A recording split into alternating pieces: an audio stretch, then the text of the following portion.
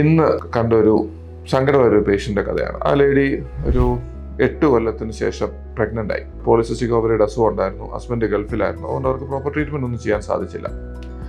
അവർ വളരെ പ്ലാൻ ചെയ്ത് ട്രീറ്റ്മെൻ്റ് ഒക്കെ എടുത്തു. പ്രഗ്നൻ്റ് ആയി. ആദ്യത്തെ 3 മാസം ഒരു കുഴപ്പമില്ലാണ്ട് പോയി. 4-ാം മാസത്തിൽ അവർ ഹോസ്പിറ്റലിൽ വന്നു, സ്കാൻ ചെയ്തു, എവറിത്തിങ് ഗുഡ്. സെർവിക്സിൻ്റെ ലെങ്ത് ഒരു 3 സെൻറ്റിമീറ്റർ 3.5 സെൻറ്റിമീറ്റർ എന്നൊക്കെ പറഞ്ഞു.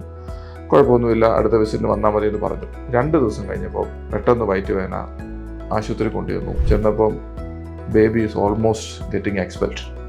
വളരെ സങ്കടം ഉണ്ടാക്കുന്ന ഒരു മൊമെൻ്റ് ആയിരുന്നു. ഈ ഒരു കണ്ടീഷന് പറയുന്ന പേരാണ് സെർവൈക്കൽ ഇൻകോമ്പിറ്റൻസ്. എന്നുവെച്ചാൽ ഗർഭപാത്രത്തിൻ്റെ മുഖാശയം വേദന ഇല്ലാണ്ട് പെട്ടെന്ന് തുറന്നു പോവാം. ഇതെന്താണെന്ന് വെച്ചാൽ നമ്മുടെ ഗർഭപാത്രത്തിൻ്റെ മുഖഭാഗം അടഞ്ഞാലും സാധാരണഗതി ഇരിക്കുക. അപ്പം അത് ഹോൾഡ് ചെയ്യുന്നൊരു കപ്പാസിറ്റി ഉണ്ട്. ചില ബോഡിയിലെ ചേഞ്ചസ് കാരണം അതിനൊരു വ്യതിയാനം വരികയും ഈ ഗർഭാശയത്തിൻ്റെ മുഖഭാഗം തനിയെന്ന് വികസിക്കും. അപ്പോൾ എന്ത് പറ്റും?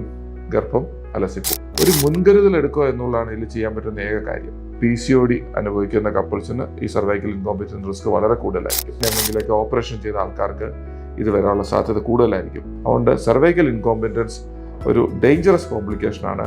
ഒരു പരിധി വരെ നമുക്ക് പ്രിവെൻറ്റ് ചെയ്യാവുന്നതാണ്.